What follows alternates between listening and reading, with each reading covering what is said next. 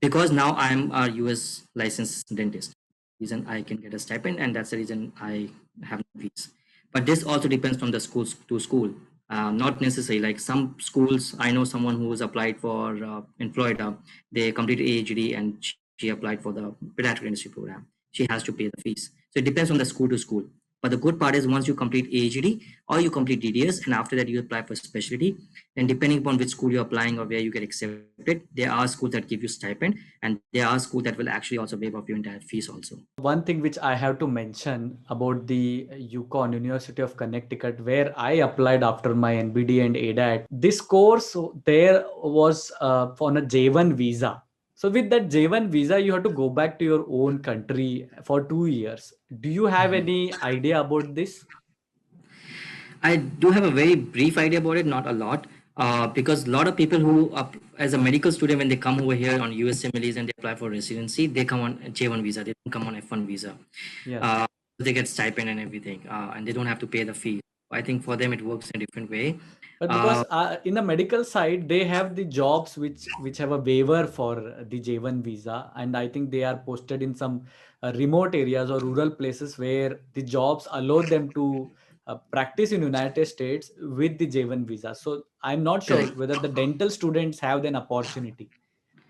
I don't know anyone who has got J1, but I know someone from Kelly who came on H1B visa actually for oral surgery program. Okay. So he got a transfer from India after completing his own oral surgery program, and then he had some exchange program in some university over here. And instead of coming on F1 visa, he came on H1B visa. Yeah. So, but I've never heard someone on J1 for when it comes to dentistry. The only thing I've heard about J1 is when you're doing a preceptorship program. If you're doing a 1 year preceptorship program, which a lot of people they do to increase their resume or to build up their resume, then you don't get F1, then you get J1 visa. Okay. So because it's not considered like a program, it's considered more like you're coming here for preceptorship for observing and shadowing for 1 year, and once you graduate, if you don't make it into any of the program, then you basically have to go back. And Yeah. F, because once we graduate we get OPT, so we can actually practice and utilize the same skills that we have gained, and work in a real world for 1 year, which J1 does not allow you to do that. Okay. My next question is how is the process for the residency programs? We know that the DDS application go through the CAPID, and I believe when I applied, these residency programs are through ADEA the pathway, right? Is that the Correct. one which is still managing this? Yes. So PASS is a just like CAPIT, which is a centralized application for IDP program. In the same way, for a specialty program or for AHD program, there's a centralized application called PASS, which starts, I believe, somewhere in June, July. However, for my institute, there was a separate application. I did not have to go through the PASS. I have to just individually apply to the University of Rochester, and then it has its own application where you send all your documents to the University of Rochester, and that's how I applied. So you sometimes, you may want to like do a little bit more research, especially when you're applying for specialty, that many of schools will not be in the PASS application. They may be in the individualized applications, and then you just have to apply through them rather than going through the PASS applications. But in general, yes, PASS is the way. Just like IDP, for IDP we apply for CAPIT. PASS is the application for the any specialty program. What are the eligibility criteria? For example, NBDE, is it now, although it is INBD, is it really required for the residency programs, or you can still get into these AGD programs without NBD, clearing the NBD? That's a very good question. So back in days when I started for the first time and I applied for the first time, that time my University of Rochester did not require any part one or part two. You can just apply without any NPD. Then they made it mandatory that you need to have part one at least. Now also they don't have part two as mandatory. It's just preferred, because this program is not really about academic and your GPA and all this kind of. This is more about your clinical experience. Like I'll give you one very good example that will give you a better understanding. The average age of my residents in my program is almost like above 35 to 40 years. More the average age. Like I have a resident who is in 50s also. Literally, like I have many residents who are in 50s or late 40s, or probably I've never seen someone in below 25 or in around 30s age, and they all Are have. you the youngest one? Not the youngest, yeah, one of the youngest you can tell, yeah. Okay. Since they have like huge amount of experience, like 15, 20 years of experience as an oral surgeon. They have been working in the military when it comes to oral surgery. The oral surgery level is like not just doing thermal extractions or sinus level or those kind of things or jaw surgeries. They were working in Iraq in those war cases where they were literally managing the woundies, like that kind of experience they have. So it's amazing to learn from them because they bring so much on the table, and I think that's what makes this program very special compared to others, or in my institute at least for that sake. And diversity, like it, I think diversity, every school in US, they really concentrate a lot on diversity to make sure that there are people from different backgrounds, from different countries. Yeah, but I think I hope I answered your question. Yeah. So so what you are saying is NBD, with NBD, if you apply, it is better. Uh, Yes. how much time does it take to process your application and get into this program? Is it like 1 year? When do you apply for this? What is the application cycle?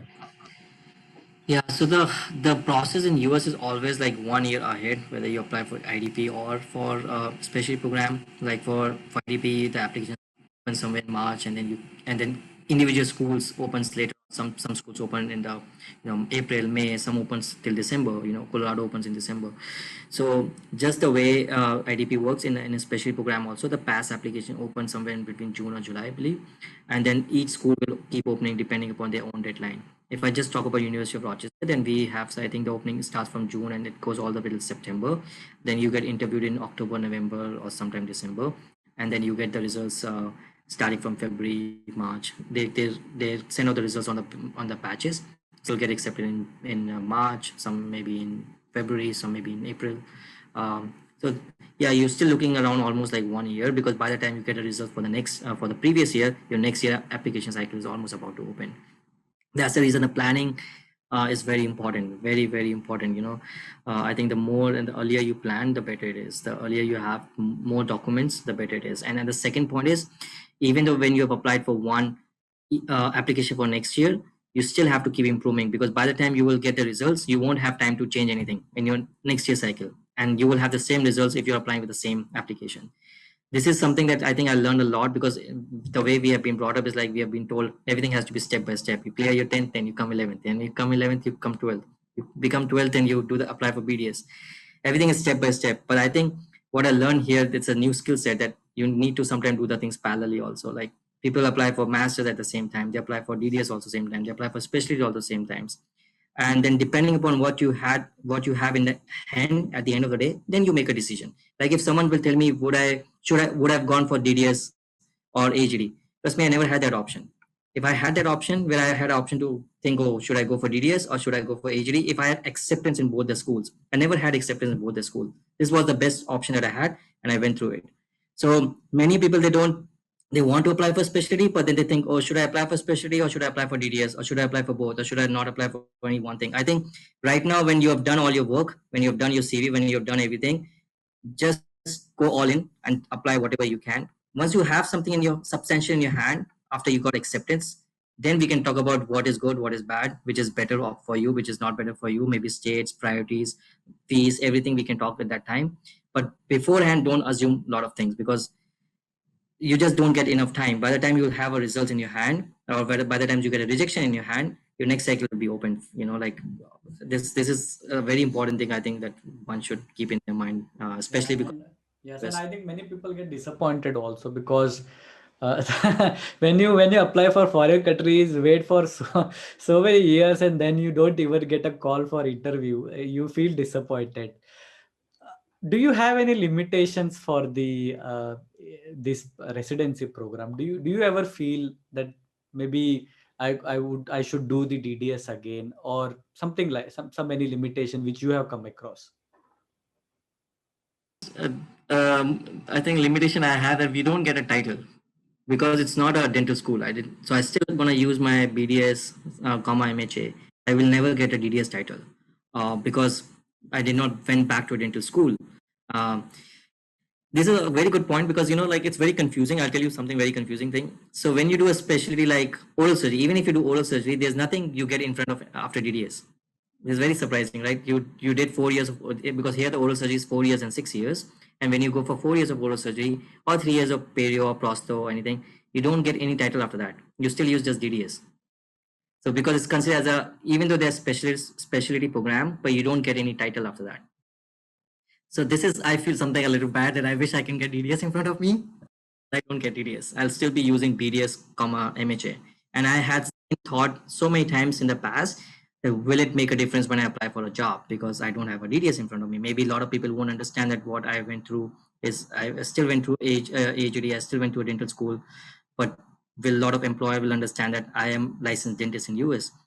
So that's the second thought I always had, because people really recognize DDS and DMD very, very easily. You know, like anyone who has a DDS, they will understand he's a dentist. But maybe with BDS, they may not understand. So that's the only limitation or drawback that I felt with AGD. Apart from that, maybe because I don't get a license for all the states, but I personally I don't have any issues with it, because I think 12 states are more than enough. You will really are not gonna switch from one state to other state, because it's a huge difference. So 12 states are good enough. Anyways, after 3 years, I can always apply for other states also. Thank you, Dr. Mayank, for that genuine information which you have shared when I asked you for the limitation of this residency program. I want to know, what is the general day like for your AGED program? So depending upon the semester, and depending upon the classes that I'm enrolled in, but most of my classes are either in the morning time or in the lunch time. So let's say I've enrolled in, suppose, 3 classes, just for the sake of hypothetical thing. Can you explain it a bit more? What exactly the Yeah. semester mean?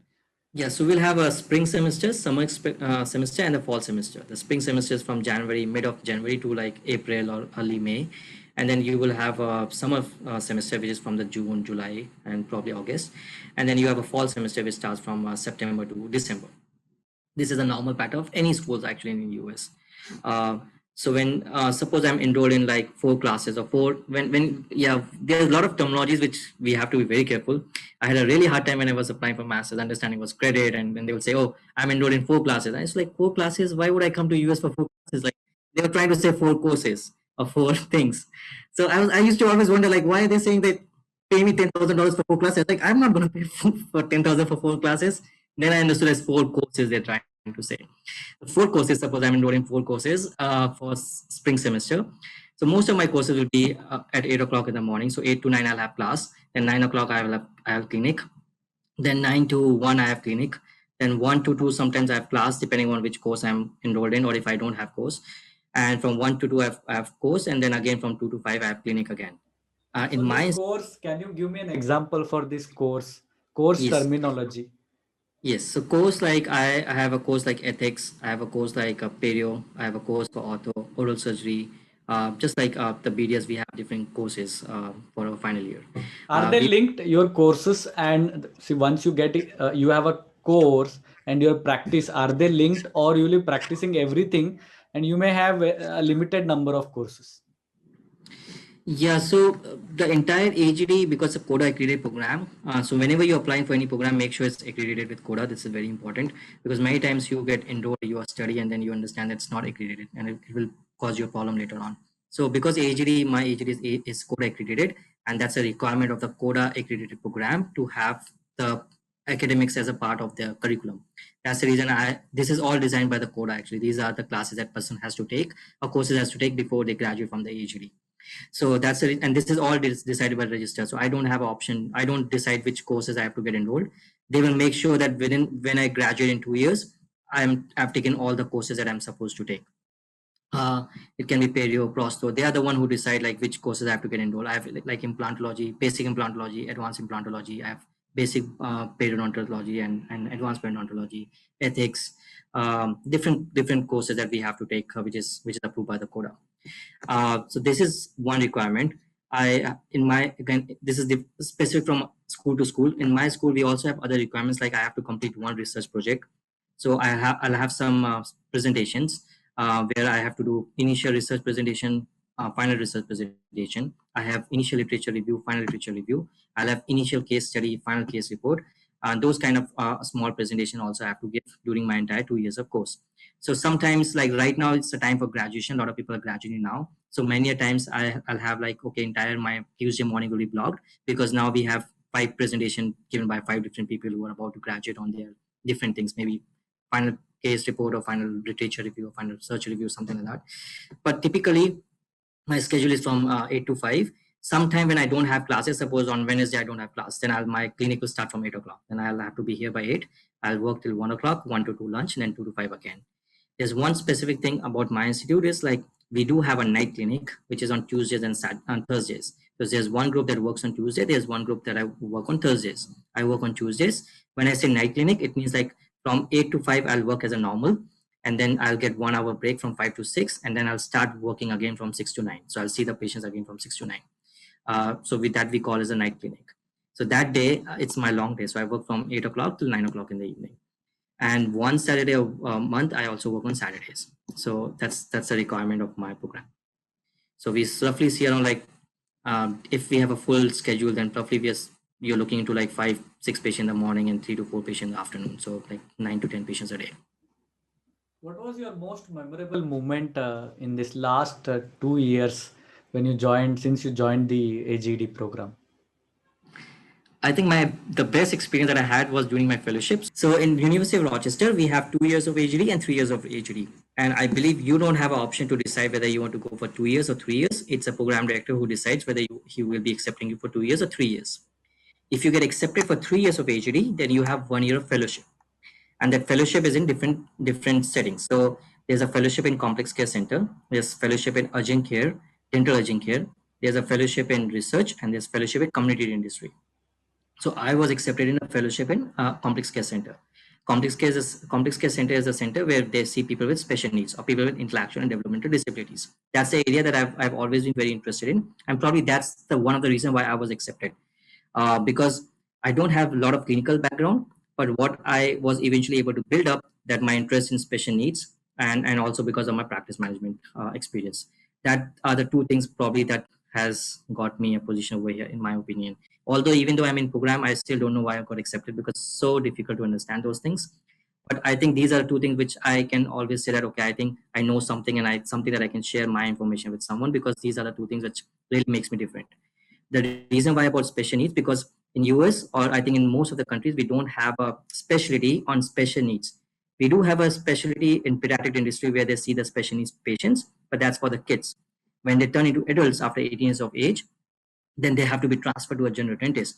And not many of the general dentists, they have a struggle in treating the people with special needs, especially like people like Down syndrome, autism, cerebral palsy, cystic fibrosis, sickle cell disease, those kind of patients, people on wheelchairs, stretchers. There's no specialty in US. I think they have a specialty on special needs, but overall there's no specialty. So there's the only thing that you can learn or you can educate yourself in that direction is by doing a fellowship. So that is the best time I ever had, because it was so different from the dentistry that I was grown up seeing a dentistry. My dentistry was evolving around those 9 subjects, prosto, endo, perio, OCD. This is what for me dentistry was, right? But when I attended one conference in Texas Dental Association, and I was volunteering because I didn't have that much of a lot of money that time, so I used to volunteer in those conferences, and you can always host a speaker for free. So they will give you free conference, and you get to like host the room. So you basically announce the speaker, host the entire room and make sure everything is okay in the room. And I was listening to this one person, his name is Dr. Steve Pullman. He's a faculty in Boston University, and I was listening to him, and he was talking about special needs.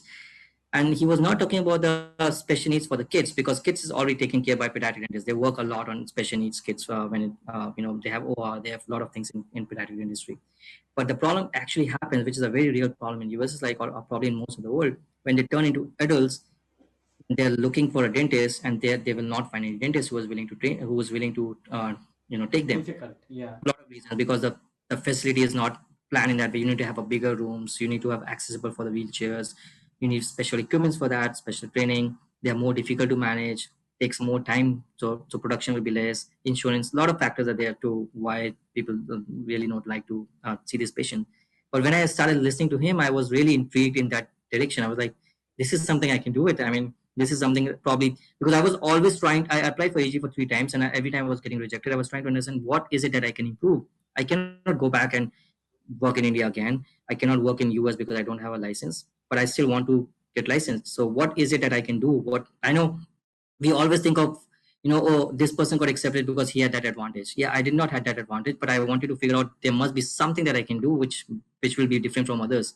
So I was really constantly looking for that thing. Like sleep apnea is coming up nowadays, is a very different field. TMJ disorder is coming up, a very different field.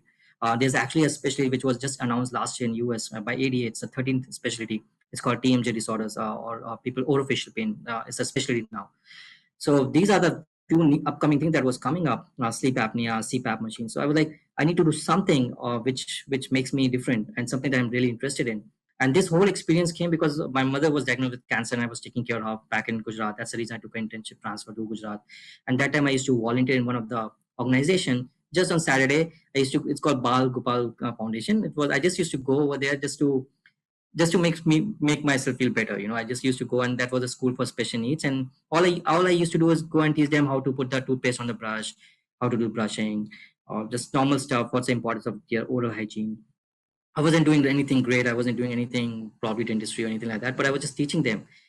And when I did that, this is again the point coming back to resume. When I did that, I did not do it because it will add. Go to US, or you had not thought about it. Yeah, it did add up on my resume. Yes, I understand. It did add up on my resume. I did get a letter from them, but I never thought that this is gonna be something that I'll be very interested in. Today, I'm really, really, really interested in that field. That's the area that gives me. I feel peace when I go. Still work on that clinic on every Tuesdays, and that's my best day of my week. I think, Dr. Mayank, this is a very important message which the viewers, especially young viewers, should know, that everybody nowadays want to get the result very fast. They do something, they think what are they getting in the next 6 months, or but sometimes, as you mentioned, you may have done something today, but the result of that, or something, the result you may get after many years. That time you realize, how come you never thought that will add up here. And it has happened many times in my life also, at many stages. But it is really kind. I feel really inspired to listen to you, that you had such a good thought to teach, and this special care need is very important, and I'm sure people will get inspired with this. But I also want to know one very important point, which I ask every because you were a student of Indian dental school. There are two things which I want to know. One is that, what is the one thing which you took from here which really helped you, any quality or any something, an incident which helped you in your foreign journey? So to answer the question, I think that the word that we use, jugaru, in India, I think that's a skill set, because when I went to business school, that's what you learn actually. We call fancy word like networking. What is networking? Nothing but how to go and communicate with the people. So in my business school, they used to leave me in a room with 100 people going into a big conference, and they'll say, in 1 hour, by the time you're coming out, I want to make sure you have 5 business cards from 5 different people. That's nothing but you go communicate, talk, interact. And this is a given skill that we have in India, because we are so exposed to so many people in India. Like any conference will have at least 100 people very easily. That's a very minimum number. Getting 100 people is like a big conference. So I think that's a very important skill, but I just don't want people to understand that this is not buttering. Many times when you make a good, like right now, I have a very good patient flow in my institute. Like I do very good dentistry. I really enjoy doing what I do, and part of the reason is because I really work with my front desk. I have a treatment plan coordinator. I work with them. I make good relationship with them, because I want to make sure when I am saying that reschedule this patient or call this patient, or let's do like that, or I want to see more endo patients. She really helps me out. This is not buttering. There's a very fine line difference between buttering and actually making a healthy relationship with your teammates. It's a very important thing. Working environment is a very important skill that you learn in business things. The big institutes, big CEOs, CFOs, CEOs, they all work so many days, and they make so many policies, because to have a team building activities, to have their environment friendly, so that people really look up working to that place every single day, and not like, oh, my boss is like that, or I have to do like this, or I have to listen to that person, and that will really increase your efficiency. That's the skill that I learned from there, which I did not actually realize at time.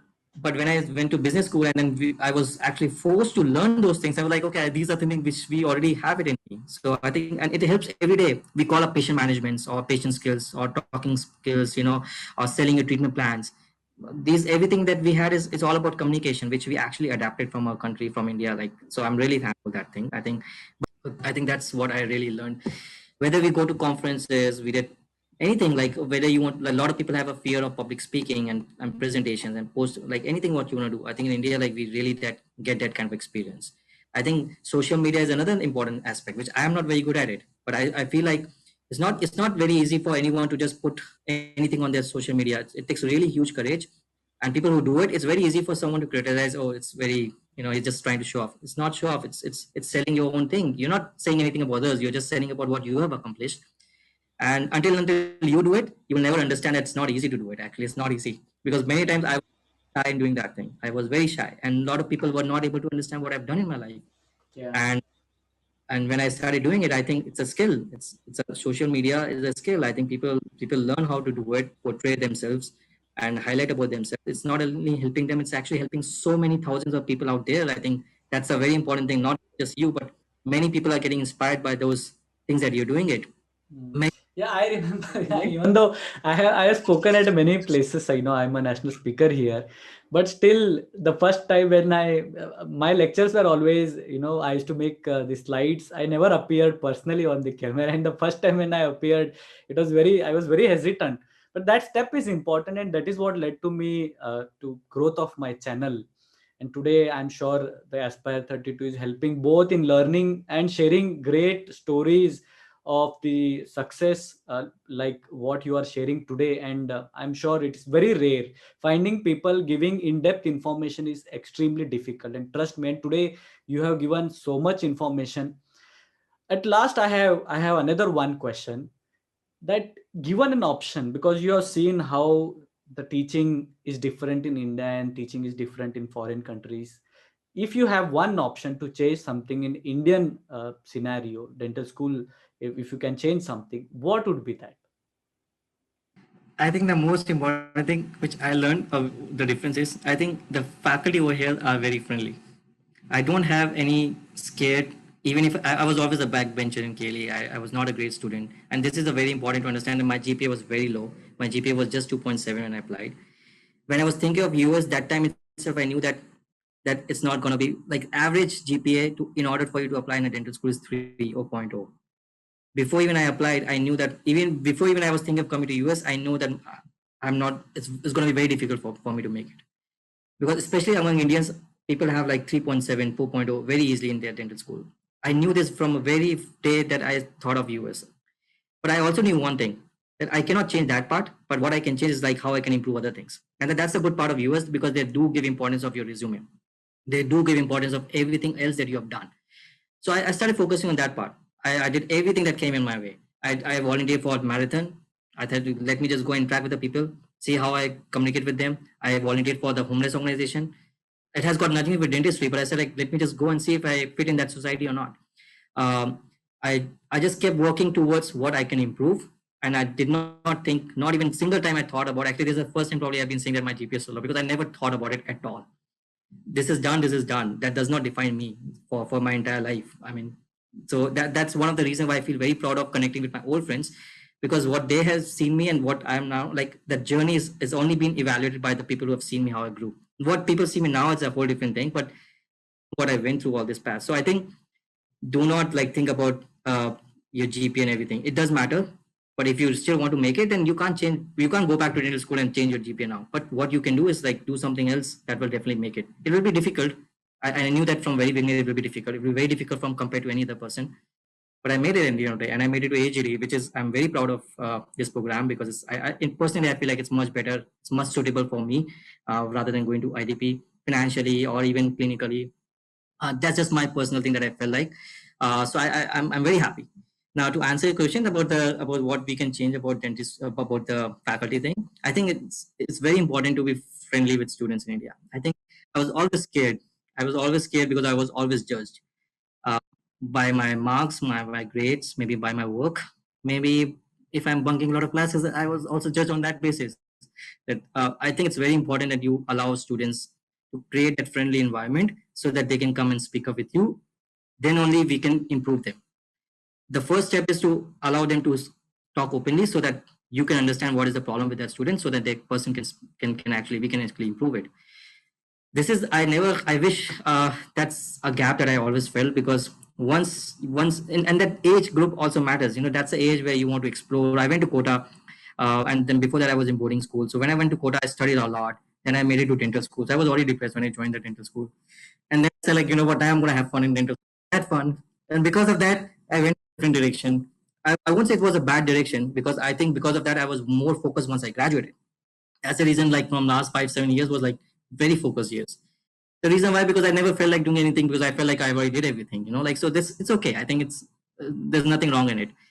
But I think in teaching system, if it's more friendly, because that's what I see over here. I can go and talk with any faculty about any mistake I've done. Even if on patient I've done any mistake, I can really go and talk to the faculty. Faculty will help me to fix that thing on the patients without making me feel bad in front of the patient. Or even later on, when he's going to have a conversation with me, he or she is going to make me feel like, okay, you need to work more on that part. Let's try to see what we can do. It maybe do more on extraction teeth. Maybe before taking the patient, let's bring me in. I'll show you each and every step. And so I always, that's the reason I was always able to do something which I'm not even trainer. Like I'm doing the implants not because I know about implants. I'm doing the implants because I know the faculty is going to help me with every. So I don't know how to do anything about implant. But in India somewhere, I felt like pressure. That pressure was always there to become better than others. And if I'm not better than others, then there's no one who's gonna like really come and help me out and hold my hand and pull me up from there. I think that concept is not there. So just have a little bit of friendliness, not over friendliness probably, because we get really spoiled also in that time. But I think a little bit of friendliness where I always believed in one thing, like I really admire Dr. Shenoy a lot. I know you know that, but the reason why I admire him, and I know him from a very long time when he was in Goa and long time back when he was on dental school. The reason I admire him, because there are people, and mostly the people who are my seniors who are in US or in other countries, they are the people who are always excelling in their life. They were always doing great in their BDS time. They were always getting good grades. They were already planning for US probably when they were in third year or final year. They were doing a lot of in community industry, getting the letters and everything. I was not there that time. So for a person like me or for him to actually come up from those things and to achieve something which I knew from the very first day that it's going to be very difficult, and not only to work towards it itself is an achievement for me. To make it or not make it is a whole different scenario. But from the very beginning, if you know that you are not even there yet. We talk about eligibility, right? Recently, like I was not eligible to apply for any dental school probably in the US. My GPA was very low. But if I keep thinking about that thing, probably I would have never even thought of coming over here. I came, I applied for MHA, I tried different options. Sometimes it works, sometimes it doesn't work. I do understand. I have a lot of people over here who have done so many different things, and they're still working. But the good part is they're working. They're still going to move forward. They're still going to work, and they will make it. I'm 110% sure they will make it. So that's the reason I get very inspired by him, because he was also just similar kind of me. Like he went in a different direction, but whenever he started working in Goa, I used to discuss with his clinical cases and everything. And I said, like, man, you have changed a lot. I mean, I knew you only for different things, and now you're like really focused. And then he started thinking of Australia. And then that time I was telling him about AGD, and he said, what is AGD? I never heard of this.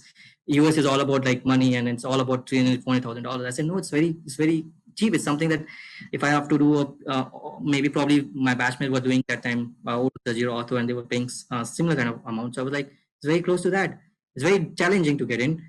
But it's a great, that's the reason I really want to talk about the AGD, because there is an option. It's not like that. There is an option where you can actually make it without spending that much amount of money, and with the high-end clinical skills, like working, like you don't even get that kind of patient exposure when you do IDP program. So I think that's the thing. There's I'll add my conversation with one quote which I always believed in. It's by Rocky Balboa. It says that it's not about how hard you can hit. It's about how hard you can get hit and keep moving forward. And I always think of that quote all the time in my mind, because that's how my journey has been. I mean, I've fallen many times. I failed. I detained.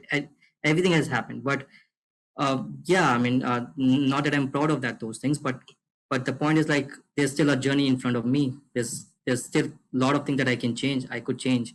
I still remember when I published my first paper and I met someone in KLE, and I came to meet that professor. He's a very good friend of mine. And I asked him, sir, I did this publication. He's like, man, you did a publication. You never used to come to KLE for exam. Your publication now. So that's achievement. That's I always, the whole idea of this commit to Aspire is people who are very good in grades, they will make it for sure. They're definitely going to make it.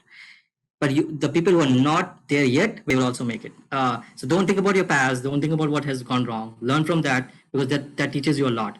In future, when everyone gets accepted in the program, people still can go in the wrong direction, right? Because they have not experienced those things, and everyone wants to experience those things, right? But that time, that will become your strength, because you will not feel like doing anything. You're like, oh, I've already done all that stuff. Yeah, I've already did all that stuff. What you're doing right now. I had the same feeling when I went to for my internship. When I went to Gujarat and when I was doing my internship, I was in the hospital for almost like 7-8 months taking care of my mom. I never thought that something like that will happen. And there was a pre-convo which happened for my batch in Goa. I was the guy who used to go a lot, and I never went to go after that. I never attended the convocation. And everyone that I used to call my friends in KLE, and I used to say, you know what, I'm going through a lot. The doctor is saying that I only have few months, this and that. Like my mom has few months. And being a doctor in your family, you are the one who's taking care of everything. Uh, and I used to call them. They're like, they were in different zone, which I was already back before that. And when I started thinking about being serious and doing an internship properly, when I started an internship, then after that in Gujarat, I really worked so hard. Like I worked as, like, I still remember I had the highest extraction during my oral surgery department that time when I was posted, even though I was considered extern and lot of things happened. But I think it's all about moving forward. It's not about how hard you can hit. It's all about how hard you can get hit and keep moving forward after that. So I think this is the bottom line of the entire thing that I wanted to talk about. I wanted to conclude. I wanted to ask you a concluding message, but you have concluded brilliantly. And I also personally share this information, what your the thought process, what you have mentioned, that there is a phase where it makes a transition and you actually change a lot, and that actually comes after the failure. And you are a true example for a very good, inspiring story for my viewers, and I'm sure all your achievements will lead you to a very high success. I thank you once again, Dr. Mayank, that you came to Aspire 32 and spoke from your heart. I'm sure viewers will have some questions or comments. Please do mention into the comment section, and I will get the answers back from the Dr. Mayank. We hope to make another few podcasts with the Dr. Mayank, because he has so many achievements and degrees, like master in healthcare administration, and he has the amazing marketing skill in dentistry because of his additional certification. And if you like it, please, if you want us to make those podcasts, please do mention in the comment section. Once again, thank you, Dr. Mayank, for your time. It was great listening to you and having this podcast.